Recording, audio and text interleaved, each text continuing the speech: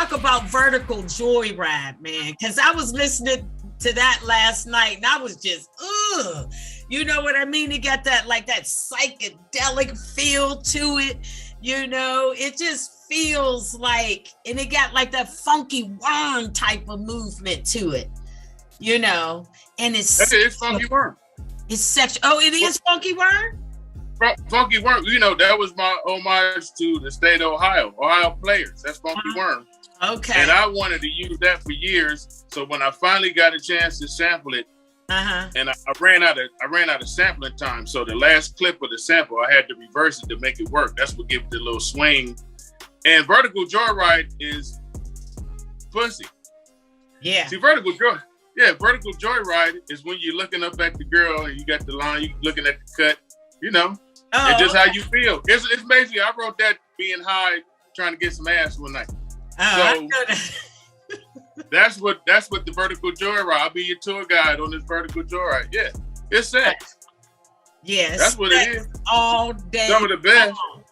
Yeah, it's like the ABC of sex, you know. Like, do you think that parents could give the Vertical Joyride to their kids and it explain to them the birds and the bees?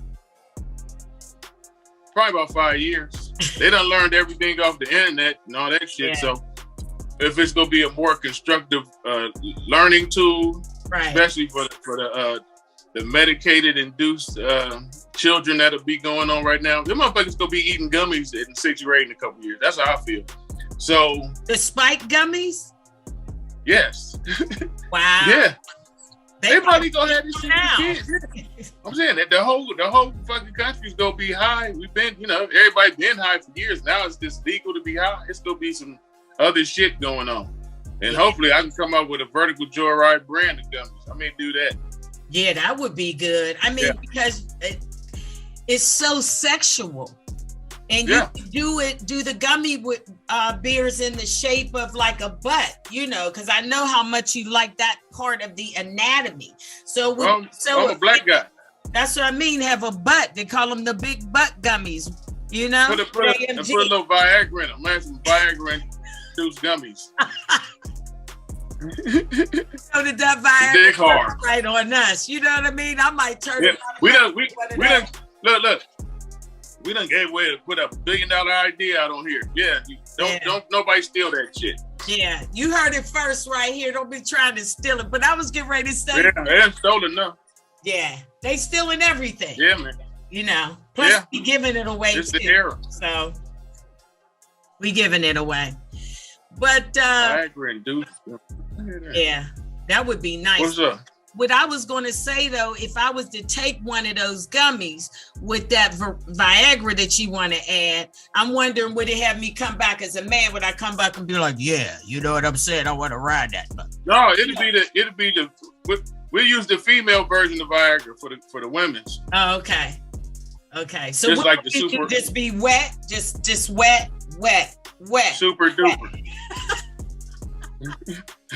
Wring your panties out. Bring the panties out wet. Now that's the type of wet. Now shoot, I need to come up with a new underwear line, and it'll just be wet. Yeah. Then it would drip. I could walk around and it would drip out. It would give a clue, like they do, like in nature. Oh my God! I'm ready to do that thing, and you know, follow those teardrops to the house. You know what I mean? Follow the drips. Follow the drips. That would be awesome. Speaking of your other songs, we got to talk about Can We Work With That? That fixed project between you and DJ Quick. Man, I'm mad that I didn't get an album. We didn't get as a listener and a fan of you. Why did we get an album on that? So first, let's talk about let's first talk about the song first. Then let me know why we didn't get no album, man. The song, you know, came about when me and Quick decided to do a production team, right? He's like, let's produce some records for a while and see how they go.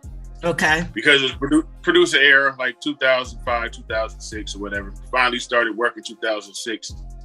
And even with all the calls going out, people making connections and stuff, we wasn't getting that many bites for the work, you know what I mean? So I'm like, dude, you're you, I'm me. Let's just do a group. We can introduce a sound that'll bring people to us to get our sound. So that's what I came up with. And through a whole bunch of brainstorming and a whole bunch of tracks and working on stuff. And we had 2 workstations. He had his, I had mine. And I came up with the ditty, you know, the track for Can You Work With That? Mm-hmm. And the hook. Right. And I had to sell it to him, like, you know, he DJ quick. I got to audition it shit.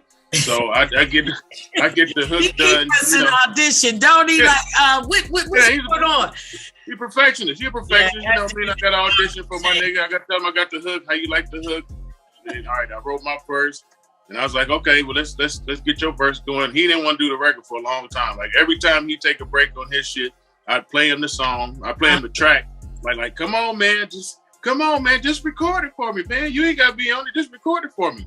Right. So he recorded for me. I did the hook, did my verse. And I'm like, hey, man, you won't be on this shit, man. Come on, get on this motherfucker, man. You know this shit cool. This is going to be the next shit. So he finally got on it. And then we took it to the radio, and the rest was history. And shouts out to Julio G. That's my Libra brother right there. Yeah. Julio G played that thing 10 times in a row. Blew the whistle, blew the horn, all that shit. And Julio, if it wasn't for Julio playing that record that day, that we went up to K-Day, man, it wouldn't, nobody had ever heard it. You know what I mean? So shouts out to Julio. We can do the work, but without the people to connect us and put us out there, just like you give me this interview, nobody know the real things and nobody hear them songs.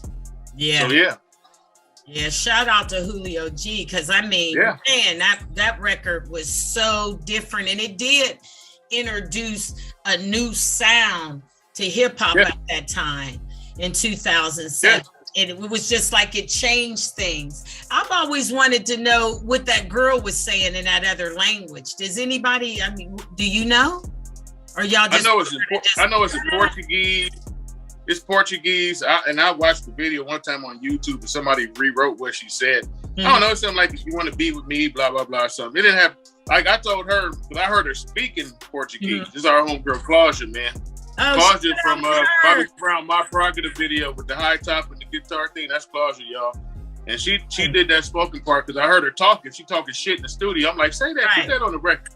Like, come in right at the beginning. And I wanted to do that just to throw people off, just to hear something different before the song came in. Right. It's like, what the hell is this? Because, you know, that song ain't nothing but 2 minutes. 2 verses, 2 minutes, we out. I wanted to give a little element of surprise, so to say. Yeah. I love that. And I think that's and we made it in the backyard. Oh, what? Wait, okay, rewind. Yeah. So y'all did that in the backyard too? We did it right there. Oh, that's look this way. We're on point. Look this way, and that's where we did the record. Oh, wow. I know that's. You didn't know that? No, I didn't really know. I didn't know that, because I'm always working and always winning, so I wasn't always back here. But I knew things was happening. That's why I'm back here now to tell the story. Because, you know, Greedy Greg ain't going to tell it himself. He ain't that guy. He's not the one that wants to pop in front of the camera or nothing like that. But me, different story.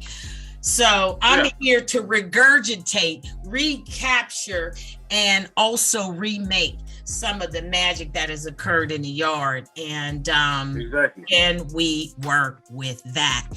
Was made in the backyard. So for all of y'all that don't know, go check out that song and listen to it, the creativity and the way that they basically changed the sound at that dynamic and how we got down. It was so wiggly and jiggly, and, you know, DJ filling with the champagne bubbles. It just felt so good.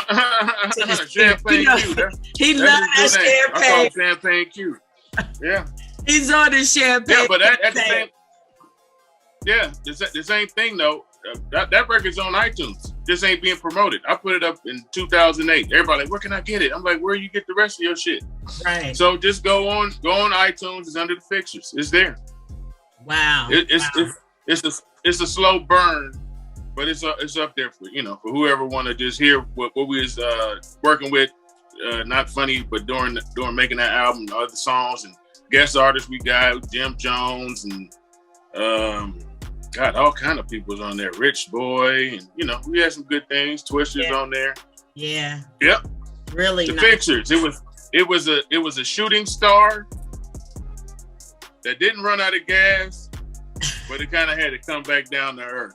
But I'm glad that the Can You Work With That record got out in a certain type of way and made an impact, and it gave us a lot of work. You know, this was a new era of hip hop for us, like 17 years after our first records, and I didn't know you needed to do that much stuff to promote a record. Like we promoted a single, we did like 150 dates, 100 plus interviews and radio shows and stuff. I was like, man, an album go kill a nigga, because that's just a lot of work. You know what I mean?